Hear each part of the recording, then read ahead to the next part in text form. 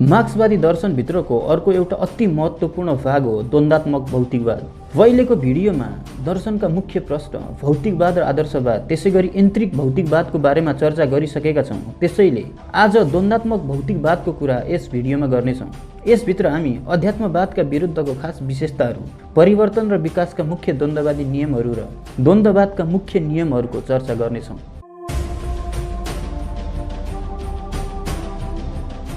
द्वन्द्वात्मक भौतिकवाद मार्क्सले आफ्नो समयसम्म चलेका दार्शनिक विचारको गहिरो अध्ययन गरी आदर्शवाद विरुद्ध भौतिकवादको स्थापना गर्नुभयो र भौतिक जगतलाई चिन्ने व्याख्या गर्ने यन्त्रवादी र आध्यात्मवादी तरिका विरुद्ध द्वन्द्वात्मक तरिकाले विकास गर्नुभयो। द्वन्द्वात्मक तरिका संसारलाई जान्ने र बुझ्ने वैज्ञानिक हतियार मात्र नभएर विश्वको रूपलाई हेर्ने फेर्ने दह्रो हतियार पनि हो। यसका नियम हरेक घटनामा लागू गर्न सकिन्छ। द्वन्द्ववादी तरिका विश्वका प्रत्येक वस्तु र घटनालाई अरूसँग सम्बन्ध नभएको स्वतन्त्र, अपरिवर्तनीय र अविकसशील रूपमा अध्ययन गर्न आध्यात्मवादी तरिका भन्दा ठिक उल्टो छ।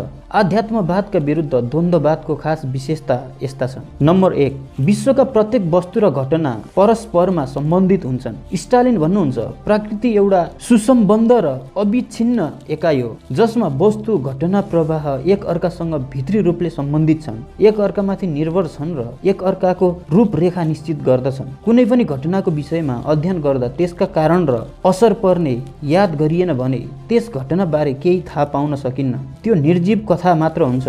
पृथ्वीको अति सूक्ष्म कणदेखि लिएर पृथ्वी स्वयं सौर्यमण्डलसँग गाँसिएको छ र सौर्यमण्डल अरू अझ ठुला समूहसँग जोडिएको हुन्छ।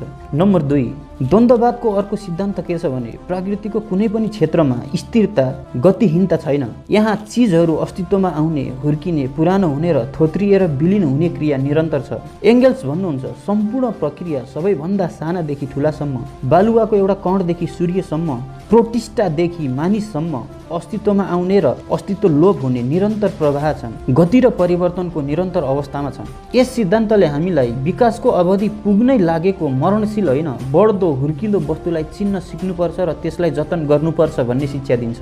मार्क्सवादीहरू सधैँ प्रगतिशील हुनुको कारण उनीहरू पतन हुनै लागिसकेको, सडेको र नाश नभई नछोड्ने राजनीतिक सामाजिक व्यवस्थालाई छाँद हालेर रहँदैनन्, बरु त्यसको गर्भमा जन्मेर हुर्किरहेको विकासशील व्यवस्थालाई मलजल गर्न र हुर्काउन क्रियाशील हुन्छन्। नम्बर 3, द्वन्द्ववादले परिवर्तनको विकास हुन्छ मात्र नभनेर परिवर्तन र विकास कसरी हुन्छ भन्ने समेत बताउँछ। द्वन्द्ववादी सिद्धान्त अनुसार प्रत्येक विकास सुरुमा परिमाणका परिवर्तनका रूपमा हुन्छन्। यसरी पदार्थमा भइरहेको परिमाणको परिवर्तन एउटा खास अवस्थामा पुगेपछि पदार्थको गुणमा एकैचोटि परिवर्तन आउँछ। यसरी फेरिएको नयाँ पदार्थमा फेरि परिमाणात्मक परिवर्तनको यस्तो परिवर्तनद्वारा भएको विकास साधारणबाट जटिलतिर, तल्लो स्तरबाट माथिल्लो स्तरतर्फ बढ्छ। नम्बर 4, द्वन्द्ववादको अर्को महत्त्वपूर्ण सिद्धान्त के हो भने हरेक वस्तु र घटना प्रवाहभित्र सकारात्मक र नकारात्मक दुई पक्ष हुन्छन्। यी दुवै पक्ष परस्पर विरोधी हुन्छन्। यी दुई मध्ये नयाँले पुरानो विरुद्ध सङ्घर्ष गर्छ र बलियो हुन्छ, पुरानो नष्ट हुन्छ, फेरि त्यसमा पनि नयाँ विरोध प्रकट हुन र बढ्न थाल्छ। प्रकृति र समाजमा भएको अहिलेसम्मको सम्पूर्ण विकास पदार्थभित्र रहने परस्पर विरोधी तत्त्वको सङ्घर्ष, पुरानोको हार र नयाँको जितको नतिजा हो। लेनिनका शब्दमा सही अर्थमा द्वन्द्ववाद वस्तुहरूको मूल तत्त्वमा रहेका अन्तर्विरोधहरूकै अध्ययन हो, विकास विरोधी तत्त्वहरूको सङ्घर्ष हो। परिवर्तन र विकासका मुख्य द्वन्द्ववादी नियमहरू संसारमा जे जति घटना घटिरहेका छन् र विकास भइरहेका छन्, यो अव्यवस्थित रूपमा आकस्मिकताबाट भएको होइन। हरेक वस्तु र घटनाको परिवर्तनका खास नियम हुन्छन्।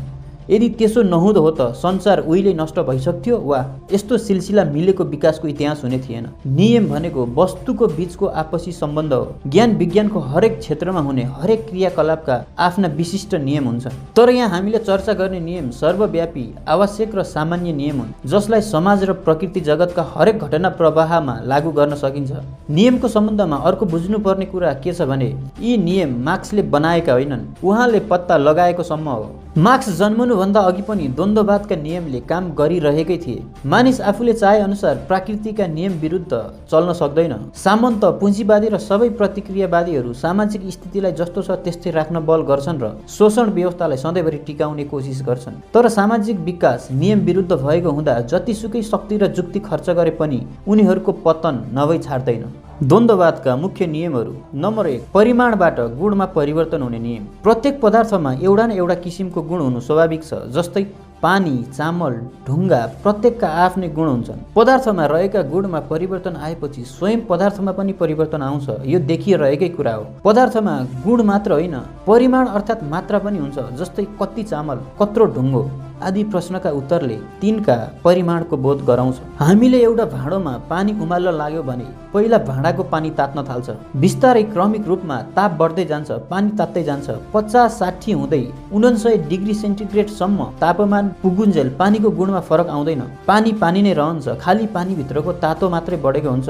तर पानीको ताप 100 डिग्री सेन्टिग्रेडसम्म पुग्नासाथ अघिदेखि जम्मा हुँदै आएको तापको परिमाणात्मक वृद्धिले पानीलाई उम्लिने बिन्दुमा पुर्याउँछ। यहाँ अचानक पानीमा गुणात्मक परिवर्तन आउँछ, अर्थात् पानी पानी रहँदैन, वाफ भएर उड्छ। समाजमा विकास पनि यस्तै किसिमबाट हुन्छ। पुँजीवादी व्यवस्था भएका समाजमा बिस्तारै बिस्तारै आउने परिवर्तन र दोस्रो, त्यो क्रिया खास बिन्दुमा पुगेपछि आउने क्रान्तिकारी गुणात्मक परिवर्तन। नौलो विकास वा पूर्ण परिवर्तन आउन यी दुवै खुड्किला पार गर्नुपर्छ। वामपक्षी दुस्साहसवादीहरू खालि फड्कोलाई मात्र स्वीकार गर्छन् र फड्को आउनुभन्दा अघि पर्याप्त परिणात्मक विकास भइसकेको हुनुपर्छ भन्ने कुरा वास्ता गर्दैनन्। अवसरवादी र संशोधनवादीहरू क्रान्तिको विरोध गर्छन् र सधैँ परिमाणात्मक विकास मात्र भइरहेको होस् भन्ने चाहन्छन्। यी दुवै मार्क्सवाद विरोधी गलत विचार हुन्। नम्बर 2, विरोधी तत्त्वको एकता सङ्घर्ष नियम। यस नियम अनुसार प्रत्येक पदार्थमा दुई किसिमका तत्त्व हुन्छन् र ती दुवै तत्त्वको आपसमा सङ्घर्ष भइरहन्छ। यही सङ्घर्षलाई अन्तर्विरोध भन्छन्।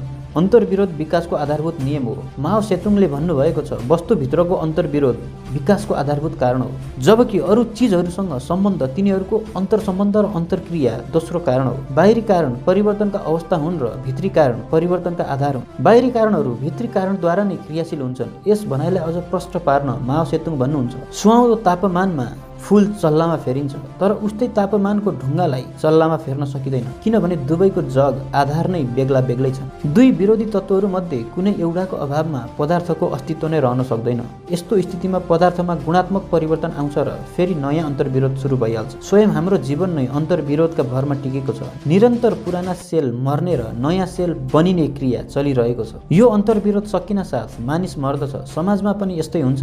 आदर्शवादीहरू पुँजीवादी समाजमा असल र खराब दुवै किसिमका तत्त्व हुन्छन् भन्ने कुरा स्वीकार गर्छन् र के भन्छन् भने सम्पूर्ण खराबीलाई हटाएर सुधार्ने हो भने पुँजीवादलाई सधैँका लागि टिकाउ र असल व्यवस्थामा बदल्न सकिन्छ। यो गलत हो। विश्वको अरू हरेक पदार्थ र व्यवस्था सरह नै दुई तत्त्वको आपसमा अन्तर्विरोध हुन्छ।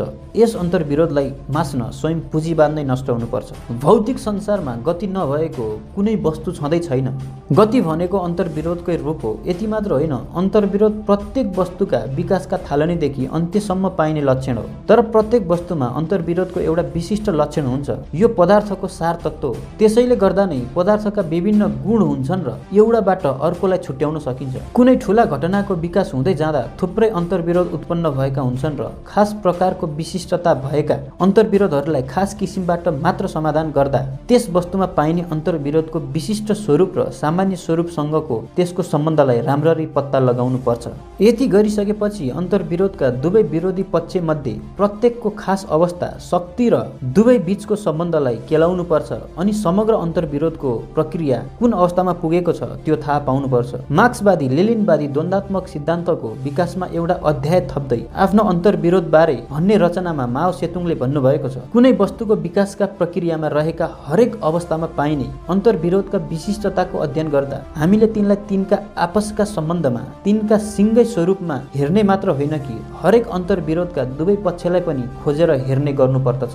माओ सेतुङका अनुसार जटिल वस्तुका विकासको प्रक्रिया एकैचोटि थुप्रै किसिमका अन्तर्विरोध जन्मेका हुन्छन्। जस्तै एउटा पुँजीवादी मुलुकमा 10औं किसिमका अन्तर्विरोध हुन सक्छन्। ती सबै मध्ये एउटा चाहिँ मुख्य हुन्छ र अरू सबै अन्तर्विरोध त्यसैका भरमा हुन्छन्। समाजमा परिवर्तन ल्याउन खोज्ने कुनै पनि क्रान्तिकारी समूहले मुख्य अन्तर्विरोध पत्ता लगाउन सक्नुपर्छ। यसो गर्नुको अर्थ समाजका सारा प्रतिक्रियावादी वर्ग मध्ये मुख्य कुन चाहिँ हो र त्यससँग सिधै टक्कर पर्ने परिवर्तन चाहने शक्ति मध्ये पनि सबभन्दा विकासशील वर्ग कुन हो त्यो पत्ता लगाउनु हो। पुँजीवादी समाजमा पुँजीपति र सर्वहारा वर्गको अन्तर्विरोध अरू सबै अन्तर्विरोध मध्ये मुख्य हुन्छ।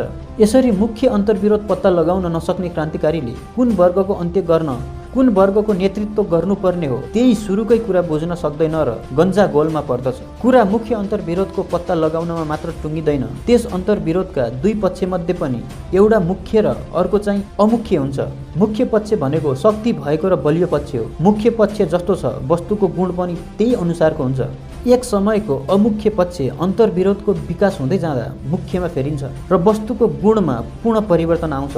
जस्तै पुँजीवादी समाजमा सुरुमा पुँजीपति वर्ग सर्वहारा वर्गसँगको अन्तर्विरोधमा मुख्य पक्ष हुन्छ, तर सर्वहाराको शक्ति बढ्दै जान्छ र त्यसमा मनज्ञ परिणात्मक वृद्धि आइसकेपछि यो मुख्य पक्षमा फेरिन्छ। यसले समाजवादी क्रान्तिद्वारा समाजवादको स्थापना गर्दछ। पुँजीपति अमुख्य पक्षमा फेरिन्छ र मासिन्छ। त्यसैगरी हरेक किसिमका सामाजिक राजनीतिक व्यवस्था र प्रकृति जगतमा अन्तर्विरोधद्वारा पुराना मासिँदै जान्छ, नयाँ हुर्किँदै जान्छ र यस्तो क्रिया सदैव चलिरहन्छ। यो द्वन्द्ववादको मुख्य नियम हो। नम्बर 3, निषेधको निषेध। जुनसुकै पदार्थ र व्यवस्था पनि एक समयमा उत्पन्न हुन्छ, बढ्छ र आखिरमा नष्ट हुन्छ। यस्तो जहीँ तहीँ जहिले पनि भइरहन्छ। यसरी नष्ट हुनुलाई निषेध भनिन्छ। तर द्वन्द्वात्मक निषेधको अर्थ खालि नष्ट हुनु मात्र होइन।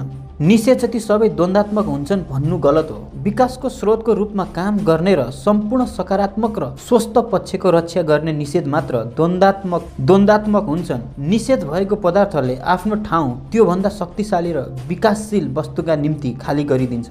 आफ्नो यथेष्ट विकास भइसकेपछि स्वयं यसले पनि नयाँका लागि नष्ट हुनु पर्दछ। यसलाई निषेधको निषेध भन्छन्। प्रत्येक निषेधमा विकास निम्न स्तरबाट उच्च स्तरतर्फ, साधारणबाट जटिलतर्फ बढ्छ।